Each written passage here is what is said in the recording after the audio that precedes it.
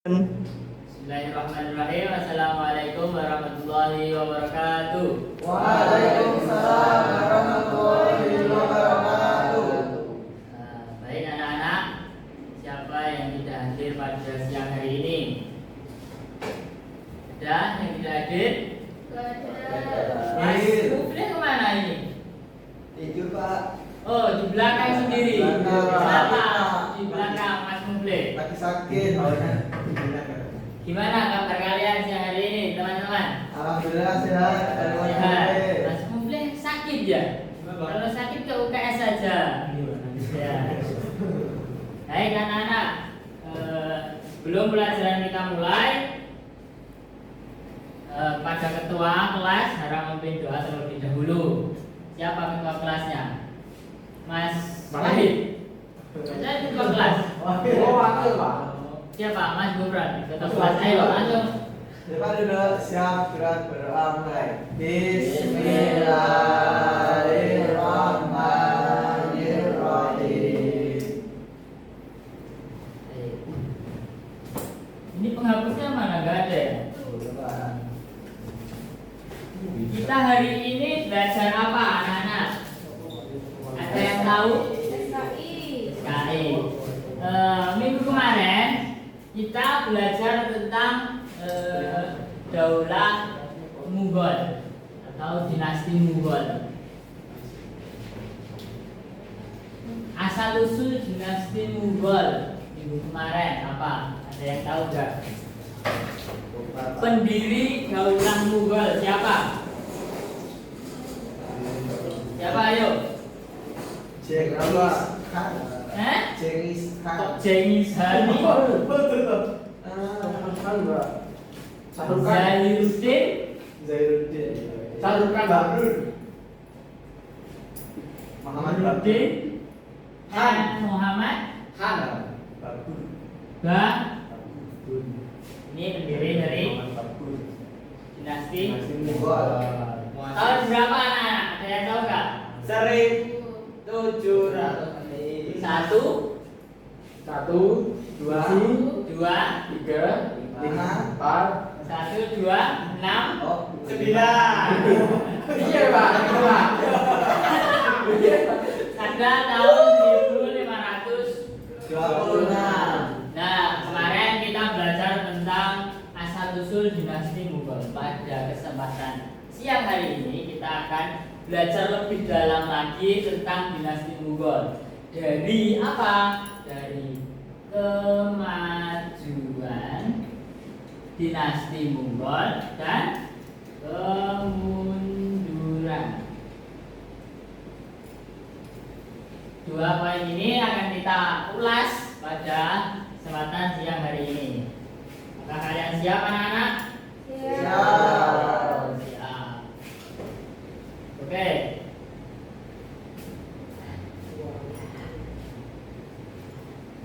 Kemajuan peradaban Islam pada Daulah Mughal. Nah, Pak Guru harap kalian nanti setelah keluar dari kelas, setelah belajar dengan Pak Guru harap kalian bisa mengambil ibrah. Apa itu ibrah? Pelajaran betul sekali 100 untuk Mas Farhan. Ibrah yaitu pelajaran. Pelajaran dari apa Pak? Pelajaran dari kemajuan dan kemunduran dinasti Mughal.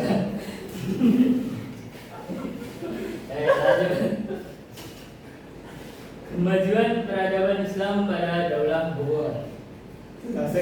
Poin pertama baca Mas Fadil. Yang pertama, Ya, bidang politik dan administrasi pemerintahan. ya. Penjelasannya. Misal, perluasan wilayah pada masa Daulah Mughal berhasil menguasai Sudan, Bor, Mitor, Ratabar, Kalinjar, Jerat, Surat, Bihar, Bengal, Kashmir. Baik, tepuk tangan untuk Mas Fadil. Jadi, anak-anak, pada siang hari ini kemajuan pertama pertama, kemajuan dari dinasti Mughal itu terletak pada apa? Pertama, itu terletak pada bidang politik dan administrasi pemerintahan. Coba di bidang politik apa yang bisa diunggulkan dari dinasti Mughal, Pak? Ini tadi. Oh ya, monggo masuk. Dari mana?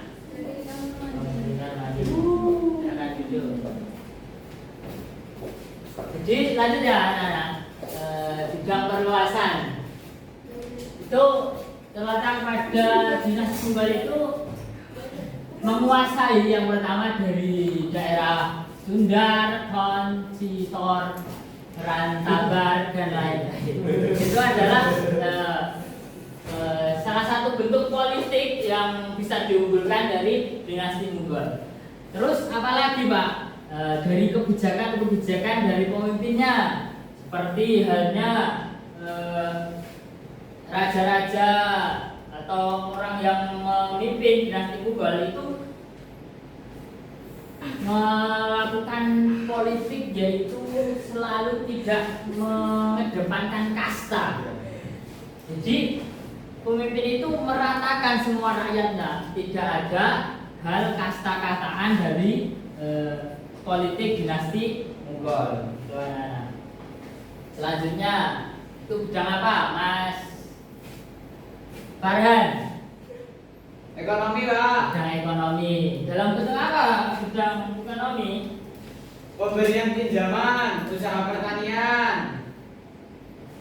Baik, tepuk tangan untuk Mas Farhan. Jadi kemajuan di dinasti Mughal yang kedua yaitu bidang ekonomi.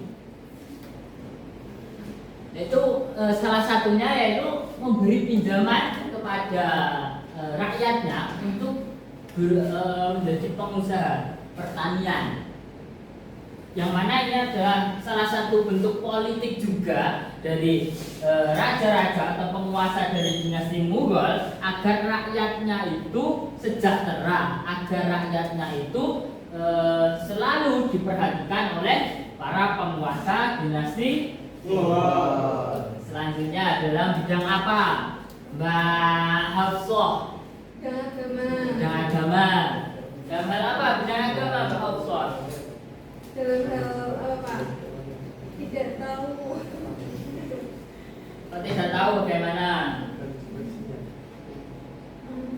Yaitu dalam hal kalau di agama itu Konsep baru. konsep jin ilahi, apa itu artinya? Ada yang tahu nggak? Mas Gufron? Konsep baru, Pak. Jin ilahi.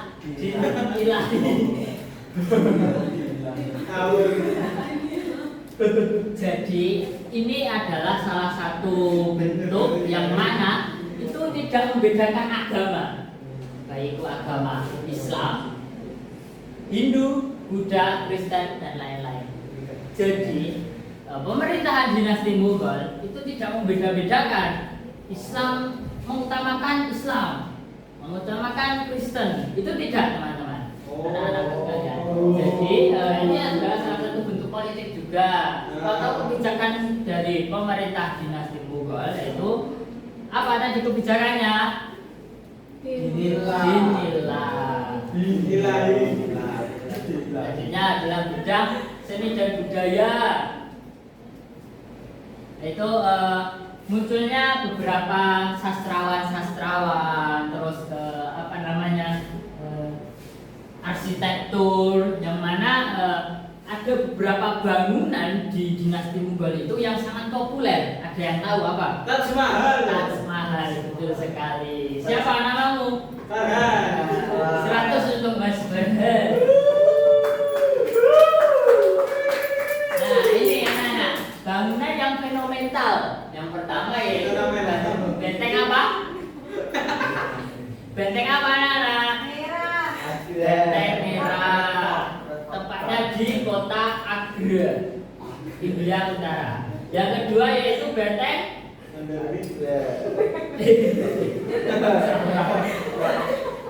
yaitu yang pertama tadi benteng Agra, bukan benteng merah.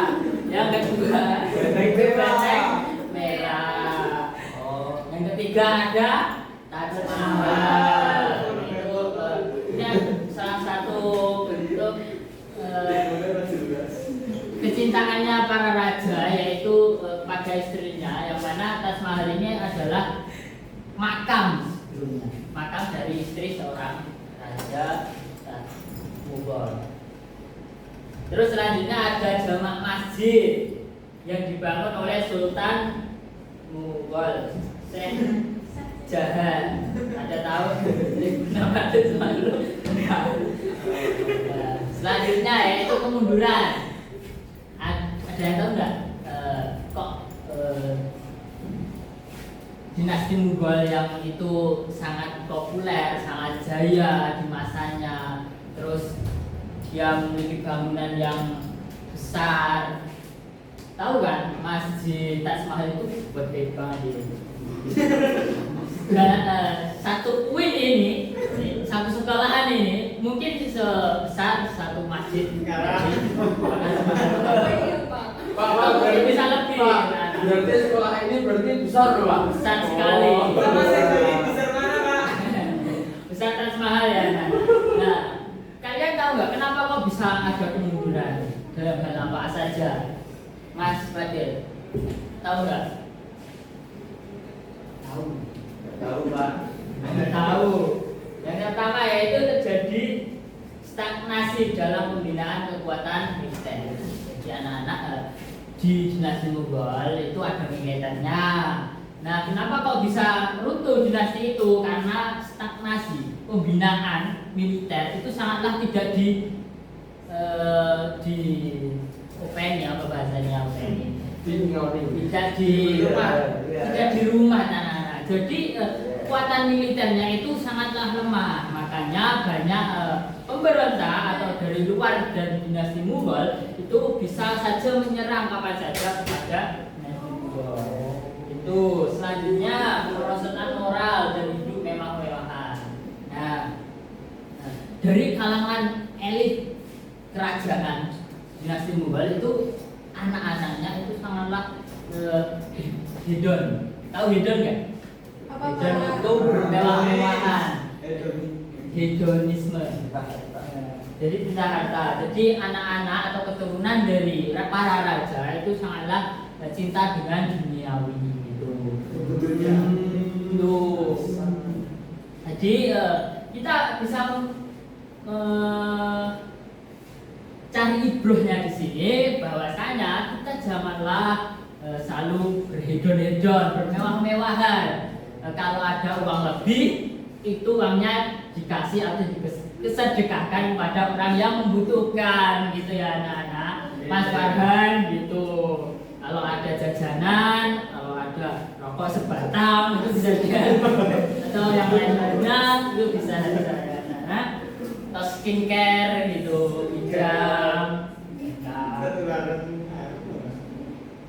Ya, terus yang ketiga yaitu pendekatan yang dilakukan oleh Aurangzeb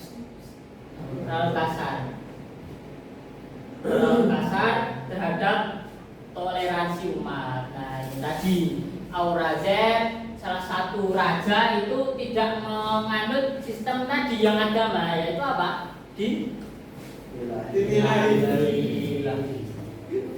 Makanya ini menjadi kemerosotan dari kerajaan Mughal.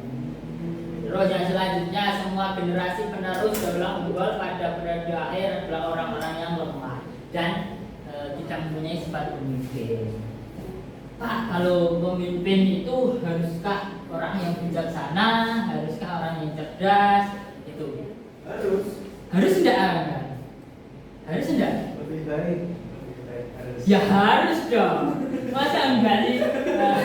Seorang pemimpin itu harus cerdas kawan-kawan, harus bijaksana. Kalau enggak ya suatu apa ya namanya, organisasi atau suatu kelompok kecil itu akan bisa saja hancur kalau pemimpinnya itu tidak mempunyai sifat kepemimpinan, kebijaksanaan dan juga kecerdasan.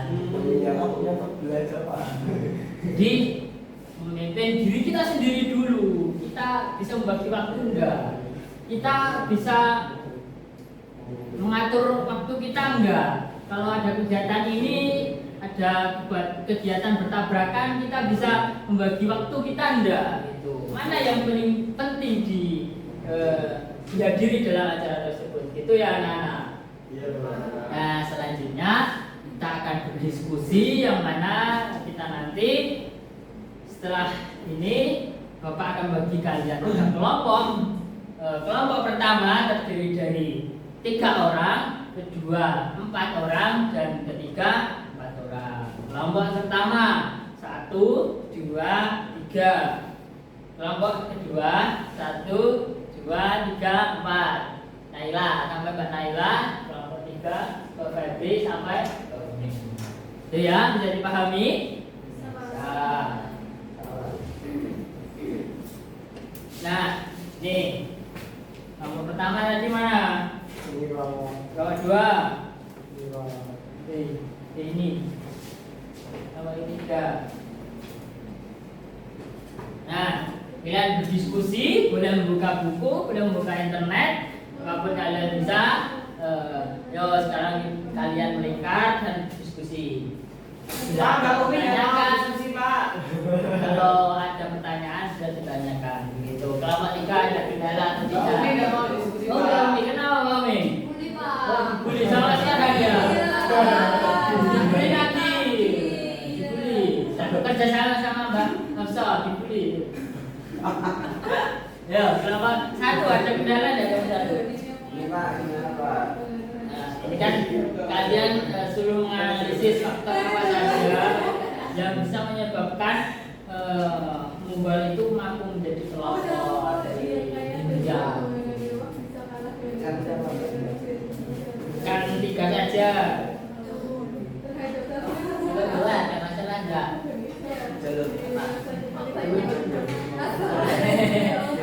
Ya, nggak apa-apa. Itu buat analisis kalian, buat belajar juga. Nanti kalau belum ada jawaban nanti bisa buat tanya kalian. Itu ya.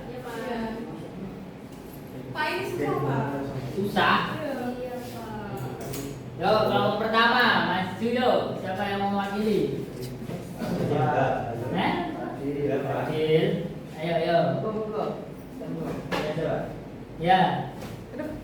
Analisis faktor utama penyebab daulah Mughal menjadi kelompok peradaban Islam di India. Yang pertama, kekuatan militer.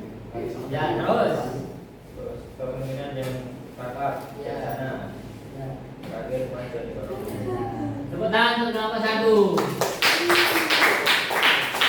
Jadi kelompok 1 tadi berdiskusi tentang alasan atau analisis faktor utama dari kerajaan Mughal itu bisa menjadi kelompok di India. Terus yang kedua, kelompok 2, ayo. Siapa yang mau mewakili? Mas Gibran, yo. Tepuk tangan untuk Mas Gibran. Yang ketiga, ayo. Siapa yang mau mewakili? Ayo, Pak. Ayo. Karena Prabowo tidak bekerja pun juga. Salah itu ya. Pertanyaannya apa, jawabannya apa? Salah ya. Jadi tadi pertanyaan bagaimana Mas Farhan? Mengapa orang yang kaya dan memiliki bangunan mewah Prabowo malah bikin pertanyaannya bahasa Inggris bukan jawabannya dengan pertanyaan. Ya, tepuk tangan untuk kelompok 3.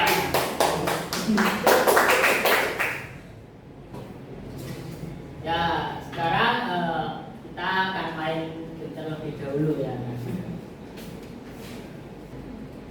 Ya, kita akan kuis ya anak-anak. Nanti kalian jawab dulu, membacakan pertanyaannya, kalian menjawab. Angkat tangan terlebih dahulu, setelah itu menjawab. Jangan menjawab dulu baru angkat tangan. Itu ya. Nanti yang mendapat nilai terbanyak nanti akan Bapak kasih nilai A. Tuh. Mulai ya. Tuh. Jawab, Alain. Zahir Jid Babur. Benar? Iya, benar. Tangan untuk Mas Zahir.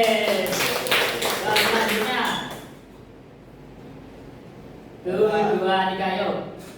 Ilahi. Inilah apakah benar anak-anak? Selanjutnya bangunan Hewa. Hewa.